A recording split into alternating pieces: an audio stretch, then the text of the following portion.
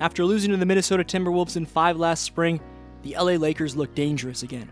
With the free agency additions of DeAndre Ayton, Jake LaRavia, Marcus Smart, and Nick Smith Jr., combined with the team's best player, Luka Doncic, being in a different type of condition than he was in last year's playoffs, along with the breakout season we're witnessing from Austin Reaves, the Lakers have gotten off to a 7-2 start, giving them the second best record in the Western Conference as of this recording. The fact that the Lakers have done what they have without LeBron James speaks volumes to how good LA can be at full strength. Credit to JJ Reddick for more than surviving this stretch without LeBron, but thriving without James, as from integrating new pieces to shaping the offense around Luka, Reaves, and Ayton, he's making an early case for Coach of the Year. Proving Luka's in the best condition of his career is how he's showing up both offensively and defensively, as of course the defensive side of things has always been a question mark throughout his career, specifically over the last couple of seasons.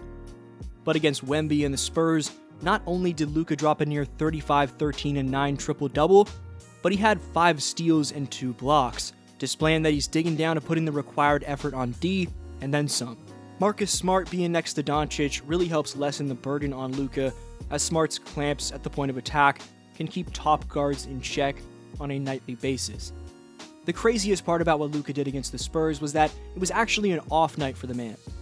You may be thinking how a 35, 13, 9, 5, and 2 showing could be considered a bad performance, but Doncic shot a brutal 9 for 27 from the field and just 4 for 11 from deep range. Not only are Luka's 40 points per game the most in the league by far, but he's also averaging 2 steals through 5 outings, which ranks 5th in the association. Making the Mavericks trading him away for Anthony Davis look worse by the game, Luka seems like he's enjoying basketball again, which is great to see. With both Luka and Austin Reaves, the Lakers have statistically the 2 best pick-and-roll ball handlers in the association, according to NBA.com's metrics, as Doncic is averaging 16 points per game as the pick-and-roll ball handler, while Reaves is averaging 12.4. The next 3 ranked players are Shai Gilgeous-Alexander, Cade Cunningham, and Donovan Mitchell, so some elite company for Doncic and Reaves in terms of scoring as the pick-and-roll ball handler. From the backcourt to the frontcourt, and newly signed DeAndre Ayton has fit in well so far with the Lakers. In the month of November, he's averaging 25.5 points, 10 rebounds, and 2.5 blocks per game, albeit through just 2 outings, but by watching, you can see that Ayton's locked in on the defensive end, playing with the ferocity and intelligence that he needs to show up with.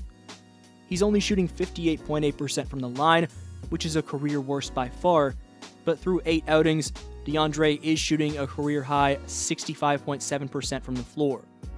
Benefiting to a high degree off playing next to playmakers like Luka Doncic and Austin Reaves, Ayton ranks 4th in the league in points per game as the pick-and-roll man, only trailing Alex Sarr, Joel Embiid, and Domantas Sabonis. What's been even more impressive is how seamlessly Ayton has embraced his role in the Lakers' new offensive system. He's no longer settling for mid-range jumpers as often as he did in Phoenix or Portland. He's attacking the rim, sealing defenders deep, and finishing through contact with purpose. Defensively, he's been vocal and disciplined, showing improved timing as a rim protector, while also switching effectively onto smaller guards in late shot clock situations. There's a maturity to his game now, an understanding that his presence on both ends can dictate the rhythm of a game. The Lakers have been at their best when Ayton sets the tone early, and if this version of him holds, Los Angeles may have finally found the interior anchor they've been searching for since the Anthony Davis at center experiment started to fade. What's made this early season stretch so compelling is how naturally the pieces have clicked. JJ Reddick has built a system rooted in spacing, pace, and accountability, and the results have been undeniable. The Lakers are playing faster than they did last season, but not recklessly. Instead, it's a controlled tempo, led by Doncic's methodical orchestration and Reaves' ability to create secondary actions off closeouts. Reddick's offensive structure has opened the floor for Ayton to thrive as a rim runner, while also empowering role players like Jake LaRavia and Nick Smith Jr. to fill the gaps with timely shooting and defensive energy. The buy-in across the roster is real, a reflection of a locker room that believes in its direction. Even without LeBron's gravity, LA's maintained one of the top 6 offenses in the association, which says everything about how well this system complements the team's personnel. Jake LaRavia has quietly been putting up some solid stat lines early in the 25-26 campaign, as the former Memphis Grizzly has had several 20-plus point games already.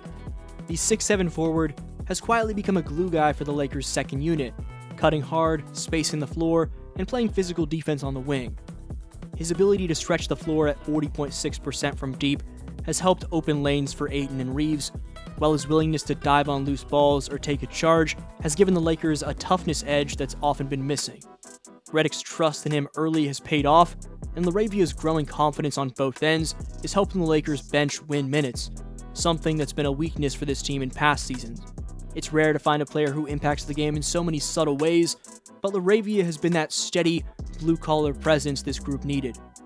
Marcus Smart may only be shooting 23% from deep range so far this season, but he's doing so much for this Laker team that contributes to winning. His leadership, communication, and defensive intensity have set a tone for this Lakers squad. Smart's arrival has given them an edge, the kind of mental toughness that championship-caliber squads rely on when games get dicey. He's been seen constantly talking on defense, organizing rotations, and demanding accountability from younger players. Offensively, Smart's thriving as a connective guard, making quick reads and keeping the ball moving when Doncic draws doubles. More importantly, his presence allows Luka Doncic to conserve energy on the defensive end while still holding him to a higher standard. Then there's Austin Reaves, who's taken the leap from breakout role player to legitimate star. The confidence Austin's playing with is palpable. The way he's controlling the pace of possessions, manipulating defenders in the pick and roll, and finishing through contact shows a player fully in his bag. He's averaging over 31 points and 9 assists. Crazy stats. But it's his composure that stands out. Whether he's running the offense with Luka resting or playing off the ball to space the floor, Reaves is giving the Lakers consistent two-way production. His chemistry with Ayton is especially striking. Their timing on lobs and short roll reads looks like they've been playing together for years. Reddick has trusted Reaves with major responsibilities, and he's delivered in every fashion. The Lakers have stumbled into a true co-star next to Doncic, and it's scary. And the wildest part? LeBron James hasn't even played a game yet. Once he's back, the Lakers' ceiling could go from impressive to downright terrifying. Because picture a lineup with Luka, Reaves, LeBron, Ayton, and Marcus Smart. That's basketball IQ, spacing, defense, and size all packed into one unit. JJ Reddick's got flexibility too, with the ability to stagger LeBron and Luka to keep elite playmaking on the floor while surrounding them with shooters like Laravia and Nick Smith Jr. There's chemistry, toughness, and a sense of direction that's been missing in past seasons. The Lakers look connected, confident, and completely bought in. If this level of focus holds once LeBron returns, they won't just be chasing wins, they'll be chasing the West crown.